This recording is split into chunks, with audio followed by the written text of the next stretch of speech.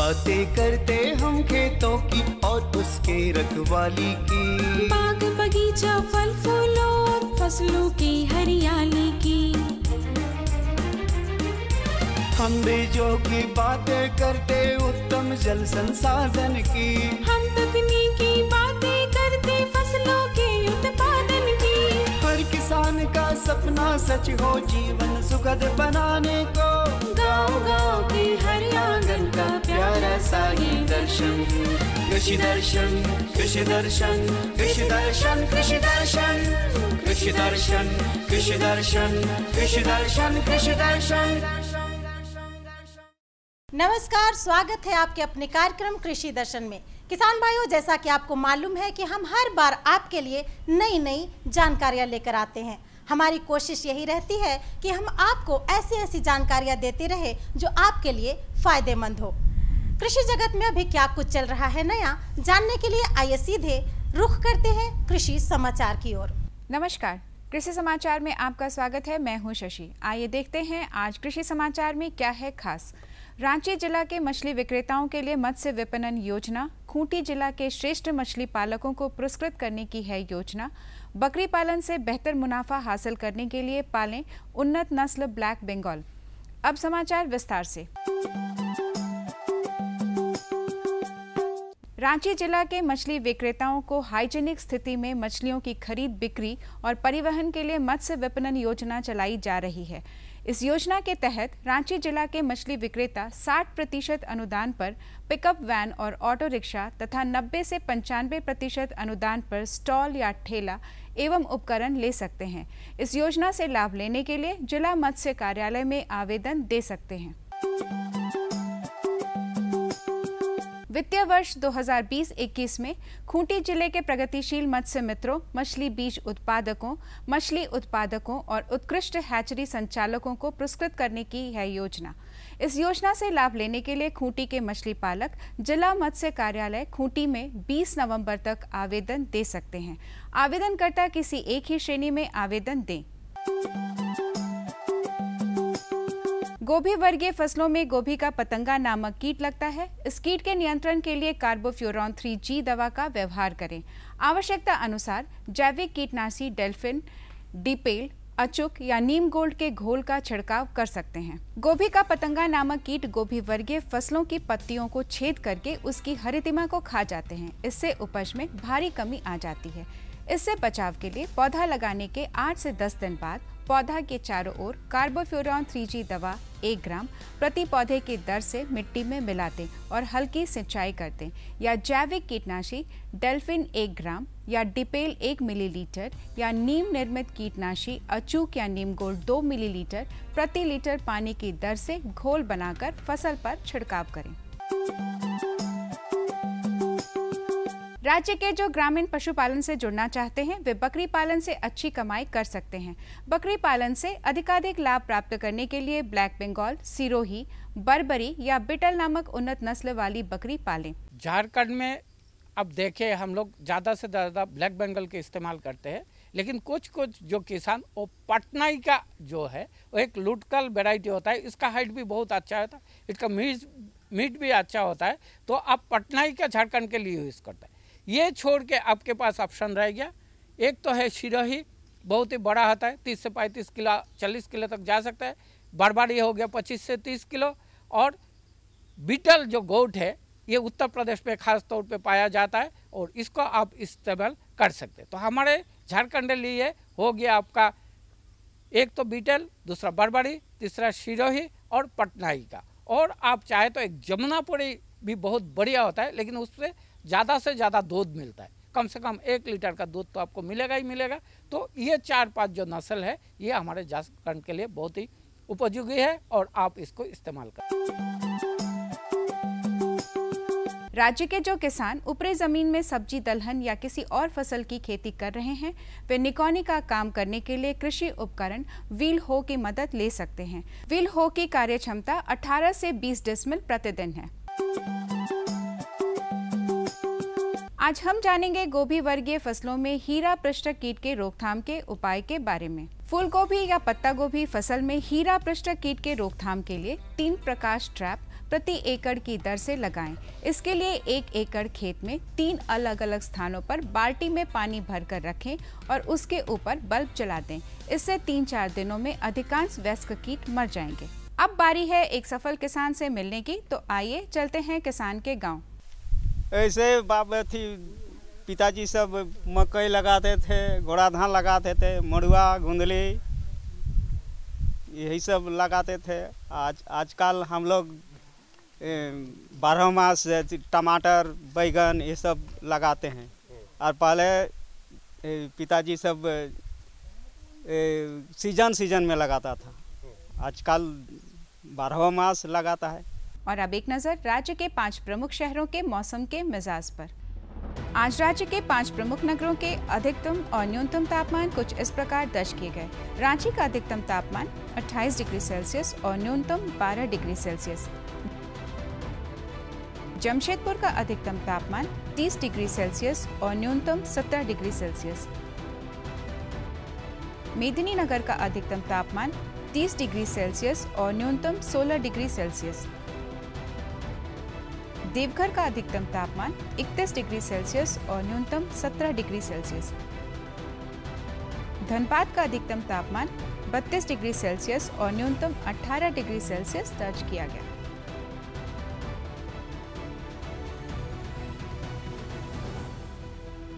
कृषि समाचार में आज इतना ही। अगले दिन अगले अंक में फिर मुलाकात होगी कुछ ताज़ा तरीन खबरों के साथ। तब तक के लिए दीजिए इजाजत। नमस्कार, जोहार। जाड़े का मौसम दस्तक दे चुका है। हमारे बहुत सारे ऐसे किसान भाई हैं जो कृषि कार्य के साथ साथ पशुपालन भी करते हैं। जो किसान भाई पशुपालन करते हैं, खासकर जो किसान भाई सुकर पालन करते हैं, उनके लिए ये जानकारी बहुत लाभकारी है। सुकर पालन करने वाले किसान भाई अपने सुकरों का रख रखाव कैसे करें, उनकी आवास व्यवस्था कैसी होनी चाहिए, खाने पीने की क्या व्यवस्था होनी चाहिए, इन तमाम बातों की जानकारी लेने के लिए आइए सीधे हम चलते हैं विशेषज्ञ के पास और दिखाते हैं ये फीचर। अब हवाओं में ठंड का सिहरन महसूस होने लगा है। इस समय स्वयं के साथ साथ पालतू पशुओं के स्वास्थ्य पर विशेष ध्यान देने की आवश्यकता पड़ती है। आहार और आवास में थोड़ा बहुत परिवर्तन कर उन्हें स्वस्थ रखा जा सकता है। हालांकि सुकरों में अन्य पशुओं की तुलना में ज्यादा सहन शक्ति होती है, फिर भी इस समय उनके आवास में थोड़ा बहुत परिवर्तन कर उन्हें सुरक्षित रखा जा सकता है। पशुपालक है, खास करके जो सुकर पालते हैं, उनके लिए आजकल फिलहाल के दिनों में सुकर पालन एक लाभदायक व्यवसाय सिद्ध हुआ है। लेकिन अगर देखा जाए, जो सुकर पालते हैं वो 3-4 चीज़ों का मुख्य रूप से ध्यान देना चाहिए, जैसे कि आवास व्यवस्था है, आहार प्रबंधन है और रोग प्रबंधन है। लेकिन अगर जाड़े के दिनों में देखा जाए, जो सुकर पालक हैं उनको मुख्य रूप से आवास व्यवस्था में विशेष ध्यान देना चाहिए, जिससे कि वो अत्यधिक लाभ कमा सके। खास करके जाड़े के दिनों में जो छोटे छौने हैं सुकर के, वो जिसमें मृत्यु दर काफ़ी अधिक हो जाती है, और जो गाभिन मादा है उनको भी थोड़ा हानि पहुंचता है ज़्यादा ठंडा होने पे। तो जो सुकर पालक किसान है, जैसे जैसे सर्दी की मौसम आएगी और पारा का नीचे गिरना और उनको अत्यधिक नुकसान का सामना करना पड़ सकता है। तो इन हालातों में आवास प्रबंधन पर विशेष ध्यान देना चाहिए। सुकरों के बिछावन में परिवर्तन करें, फर्श पर ढलान रखें और आवास में रेल गार्ड लगाएं ताकि छौने सुरक्षित रहें। सुकर आवास और आसपास सफाई रखें। मलमूत्र के समुचित निष्कासन के लिए नाली बनाएं। किसान भाई, रेल गार्ड हम लोग चूँकि लोहे का यूज करते हैं और दीवार से 1.5 से 2 फीट के ये में दूरी में देते हैं, जिसमें कि जो छोटे बच्चे ही अंदर घुस सकते हैं, और जो मादा होती है जो अधिक वजन की होती है, तो जब बैठती हैं तो बच्चे दबने का संभावना ज़्यादा होता है, तो बच्चे रेल गार्ड के अंदर चले जाते हैं, तो उसमें दबने की संभावना कम हो जाती है और आसानी से दूध पी सकती माँ से। तो रेल गार्ड को हम लोग अगर लोहे का लगाते तो उसको रेल गार्ड कहते हैं, या तो हम लोग बांस बल्ली का भी प्रयोग कर सकते हैं, जो कि कम दाम में अधिक फायदा पहुंचा सकता है। साथ ही आवास प्रबंधन में आपको ध्यान देना है, खास करके सर्दी के मौसम में उसका बिछावन तैयार करना पड़ेगा। बिछावन के लिए धान का पुआल, गेहूं का पुआल या तो सूखी घास का प्रयोग करना चाहिए, और बिछावन कम से कम 5 से 6 इंच मोटी होनी चाहिए। और देहात के क्षेत्रों में पुआल का प्रयोग करते हैं, और प्रयोग में लाने वाले पुआल को प्रतिदिन बदल देना चाहिए। अगर संभावना नहीं है बदलने की तो उसको प्रतिदिन धूप में रखना चाहिए, जिससे कि फिर से सूख जाए और उसको दोबारा प्रयोग में लाया जा सकता है। सुकरों को इस समय अतिरिक्त ऊर्जा प्रदान करने के लिए दाना मिश्रण, लवण एवं फास्फोरस अतिरिक्त मात्रा में उपलब्ध कराएं। पीने के लिए स्वच्छ और हल्का गर्म पानी दें। किसान भाई, आपको जाड़े और सर्दी के मौसम में 3 तरह का प्रबंधन में ध्यान देना है। एक आवास प्रबंधन, आहार प्रबंधन और रोग प्रबंधन पे ध्यान देना है।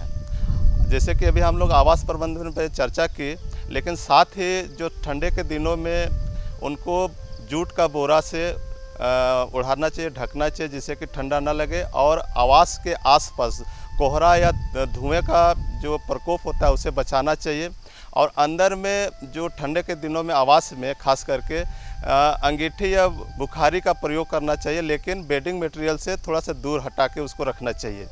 साथ ही खाने में जो आहार प्रबंधन में एनर्जी का बहुत ज़्यादा ज़रूरत पड़ेगा, ऊर्जा का ज़्यादा ज़रूरत पड़ता है, तो इसमें खास करके खल्ली का प्रयोग ज़्यादा करना चाहिए। कम से कम 32 से 35% खल्ली का प्रयोग करना चाहिए और अनाज को 40% रखें। खनिज लवण का इसमें ज़्यादा से ज़्यादा प्रयोग करें, कम से कम 2% इसमें खनिज लवण मिलाएं। और ख़ास करके फास्फोरस का मिलाना इसमें महत्वपूर्ण रखा जाता है, जिससे कि आसानी से जो प्रजनन क्षमता है वो बना रहता है। स्वाइन फीवर सुकरों में होने वाली एक खतरनाक बीमारी है।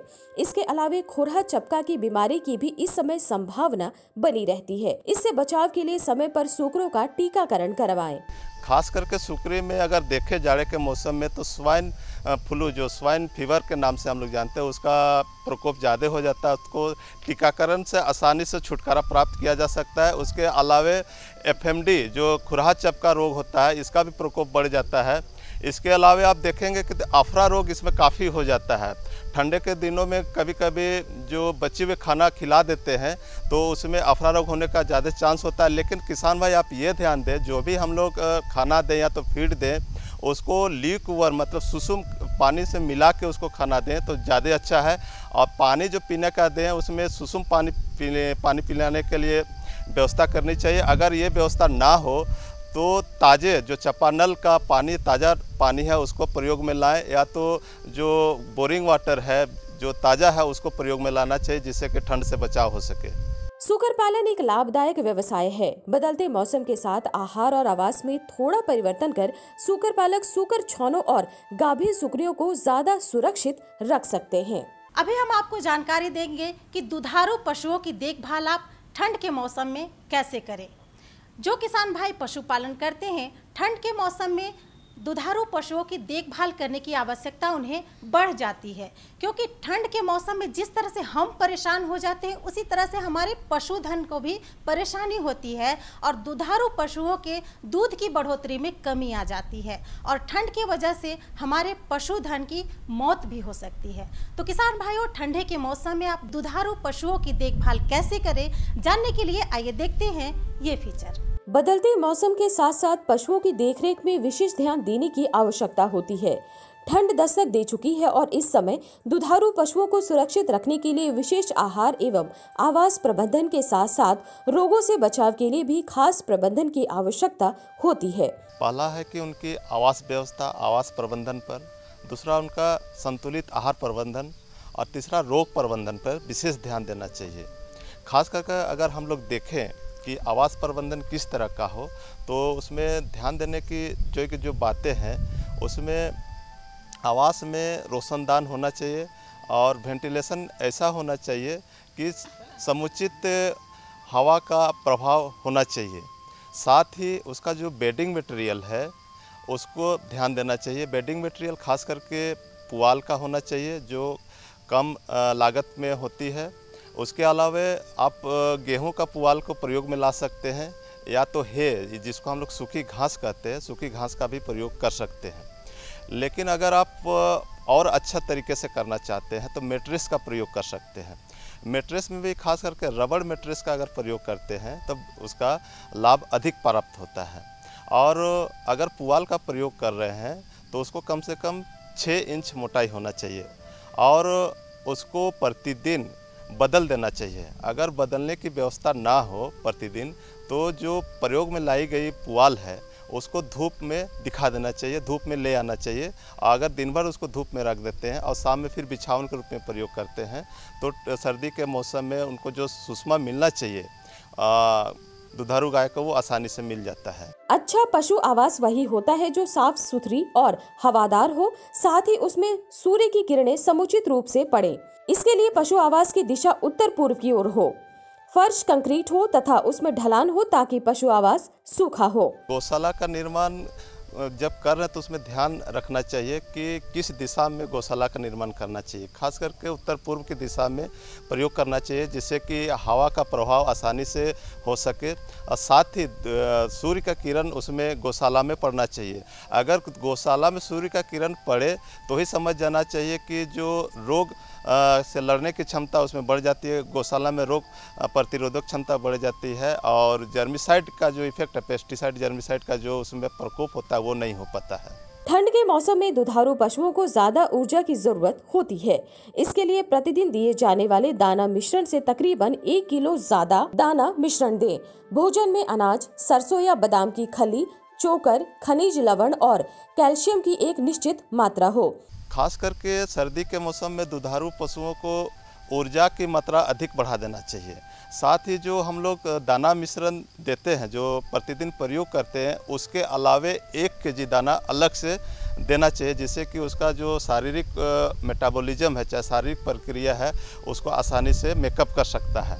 इसके लिए आप 3-4 चीज़ों पे ध्यान दें। खास करके कम से कम 17 से 18% फाइबर वाली राशन देना जरूरी है जिससे कि उसका ऊर्जा की क्षमता बढ़ा रहे। इसके अलावा अनाज जो हम लोग दाना मिश्रण में अनाज मिलाएंगे वो 40% मिलाएंगे। इसके साथ ही खल्ली का मात्रा हम लोग बढ़ा देंगे और जो तेल युक्त होगा जैसे सरसों का खल्ली, बादाम खल्ली, ये सब देने से उसको ऊर्जा ज़्यादा मिलेगा और इसको हम लोग 32% मिलाएंगे। इसके अलावा चोकर भी हम लोग 25% तक देंगे। खास करके गेहूं का चोकर इसमें प्रयोग में लाएं तो ज़्यादा अच्छा है, या तो फिर राइस ब्रान भी इसमें हम लोग मिला सकते हैं। इसके अलावा खनिज लवण का मिलाना बहुत ज़रूरी होगा। खनिज लवण हम लोग 2% तक बढ़ाएंगे और इसमें कैल्शियम और फास्फोरस का देना बहुत ज़रूरी होगा जिससे कि जो सर्दी के मौसम में ऊर्जा का संचारित होता है इसमें बना रहेगा। और इसके साथ ही नमक का मिश्रण करना चाहिए। नमक मिश्रण हम लोग 1% तक देंगे जिससे कि जो ठंड के दिनों में अन्य तरह का जो शारीरिक बीमारी है उससे हम लोग बचाव कर सकते हैं। ठंड के मौसम में दुधारू पशुओं में खुरहा चपका की बीमारी हो सकती है। इससे बचाव के लिए सही समय पर टीकाकरण कराएं।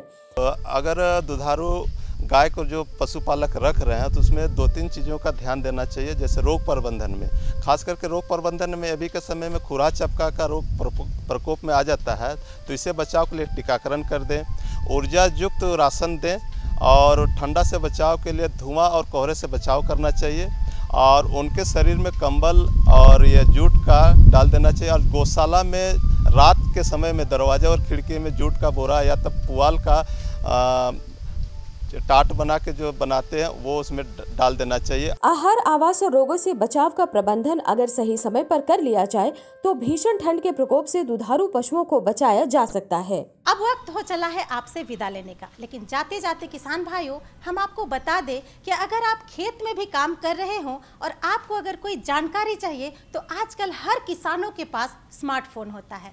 आप तुरंत अपने फ़ोन उठाइए और फेसबुक, यूट्यूब और ट्विटर के माध्यम से हमसे जुड़ सकते हैं। बस आपको कुछ नहीं करना है, कृषि दर्शन रांची टाइप करना है और हर दिन का एपिसोड आपके सामने होगा। और अगर पत्र के माध्यम से हमसे जुड़ना चाहते हैं तो जल्दी से हमारा पता नोट कर लीजिए। हमारा पता है कार्यक्रम कृषि दर्शन, कृषि प्रकोष्ठ द्वारा केंद्र निदेशक, दूरदर्शन केंद्र, रातू रोड, रांची। पिन संख्या है 834001। तो इसी तरह से हमारा कार्यक्रम देखते रहिए और कृषि के संबंध में कोई भी अगर आपको दिक्कत होती है तो आप हमें बेहिचक लिख डालिए। फिर मिलेंगे, तब तक के लिए कृषि दर्शन की पूरी टीम के साथ मुझे दीजिए इजाजत। नमस्कार, जोहार।